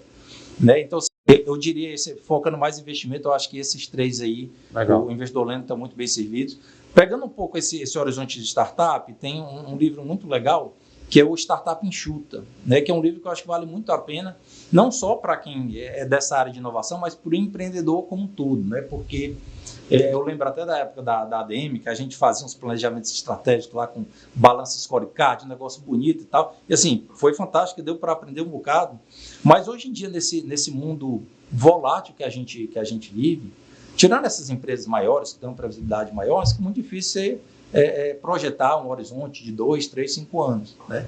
Uhum. E o que eu acho que vale muito a leitura nesse livro é para o empreendedor, independente do porte dele, ele comprar essa mentalidade de startup, né? Ou seja, ele errar rápido, errar barato, ele ser ágil, ele focar, ele pode até ter um horizonte de longo prazo, é ideal que eu tenha, mas ele foca ali no trimestre, o que é que ele precisa fazer nesse trimestre para estar vivo para o próximo, que a gente não sabe o que é que vai acontecer no próximo, e ter muito essa visão do testar, legal. Validar. Antes de criar aqui um super estudo, cara, vamos testar, vamos validar, fazer um negocinho baratinho, ver se tem mercado. Aí tem aquela famosa frase do mercado também, que se você não tem vergonha da primeira versão do seu produto, é porque você demorou demais para lançar. Então, assim, MVP, né, por isso que o nome é Produto Mínimo Viável, é exatamente isso, é o mínimo, não é o máximo. Então, cara, isso que dá para ir a mercado, putz, dá, mas não está bom, mas não tem... Não, beleza, dá, vamos validar.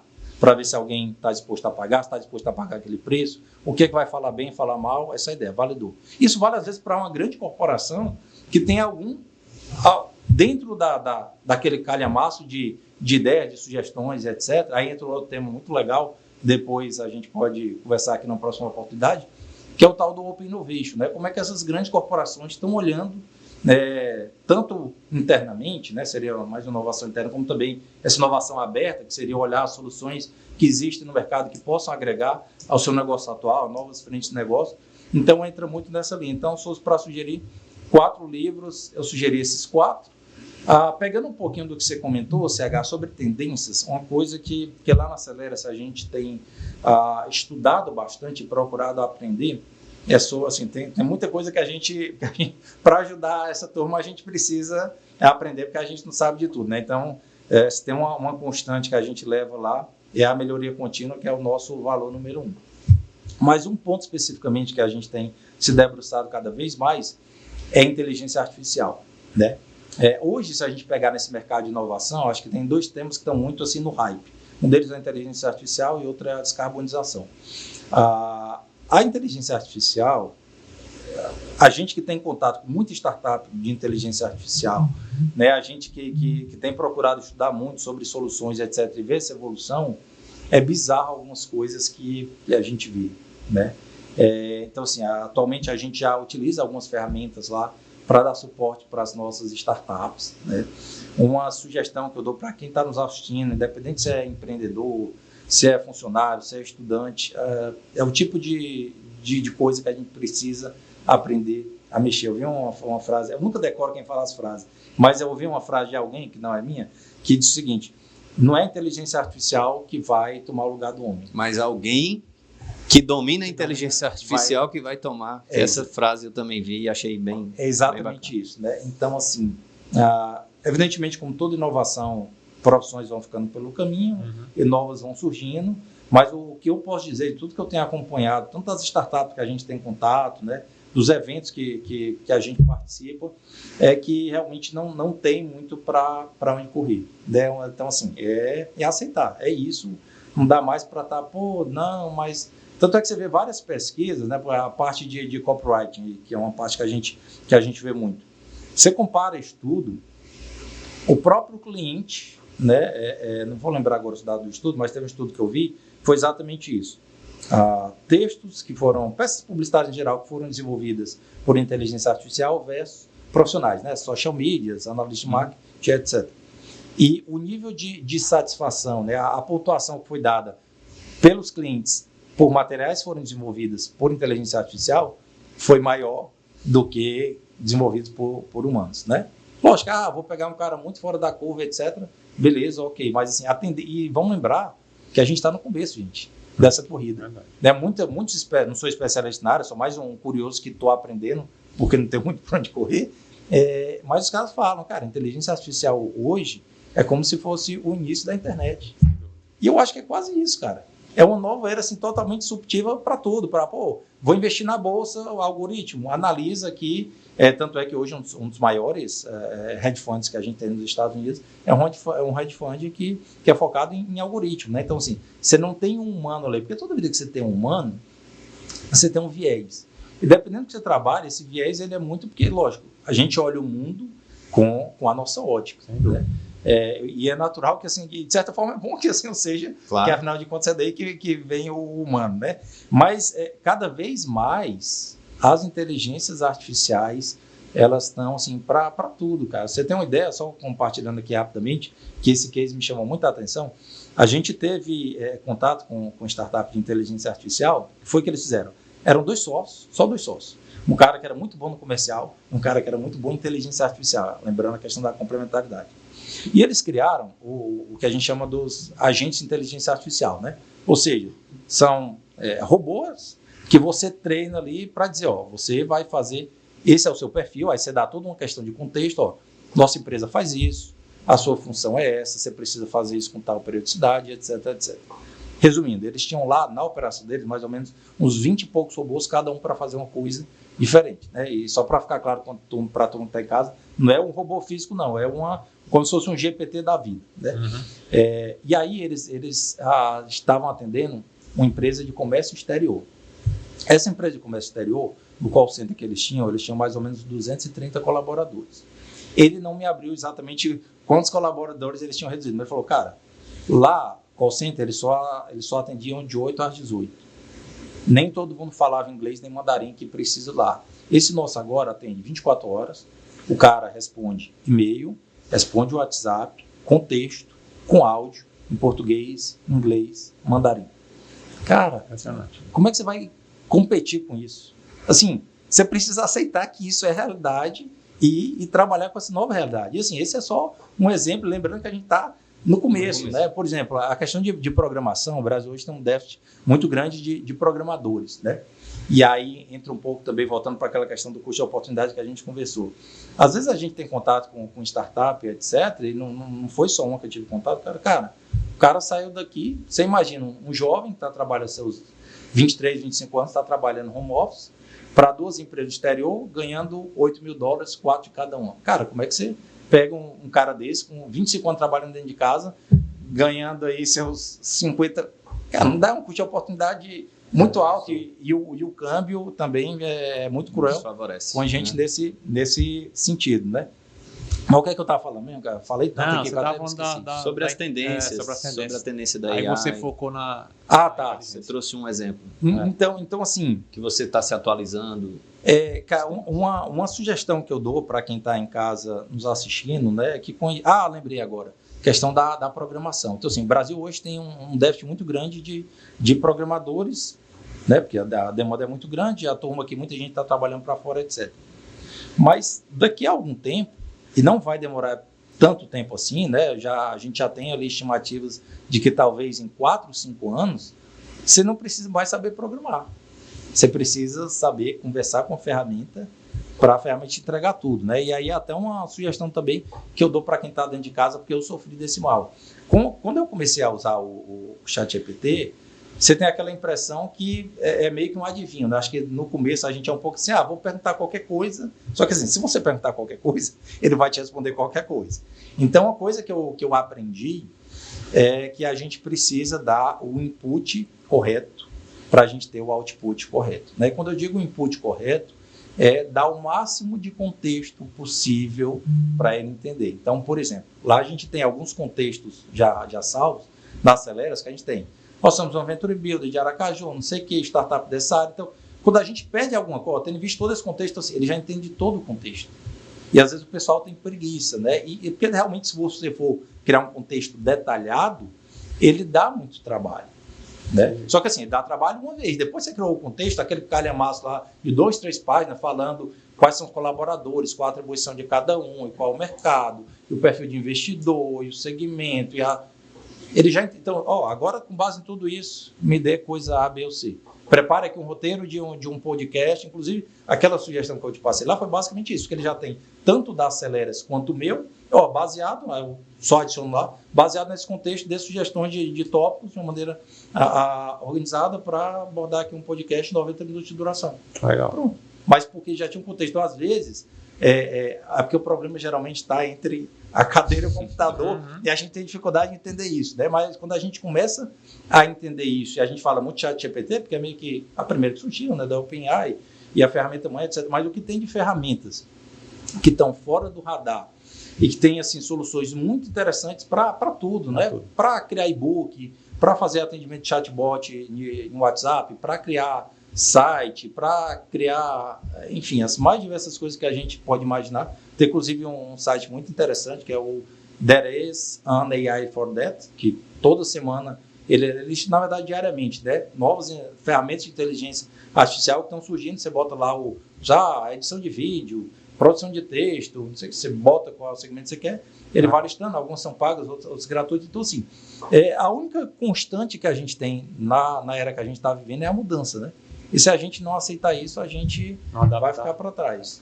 Já diria Charles Darwin, né? Não é o mais forte, mas é o que se adapta mais rápido. A gente pediu a dica de um livro. Ele deu 1 ano de conteúdo aí para a gente pesquisar. Foi.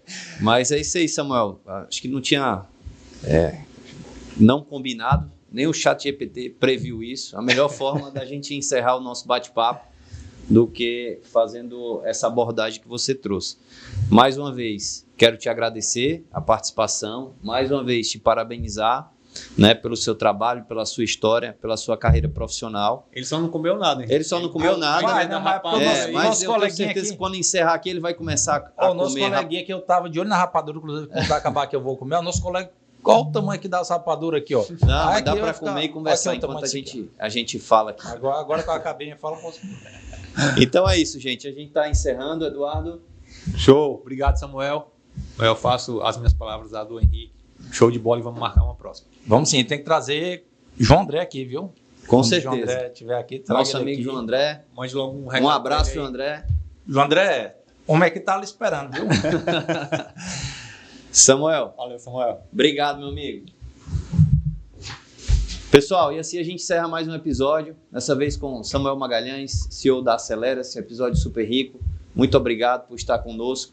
Espero que vocês absorvam o conteúdo, que é para isso que nós estamos aqui. Um forte abraço e até o próximo. Valeu.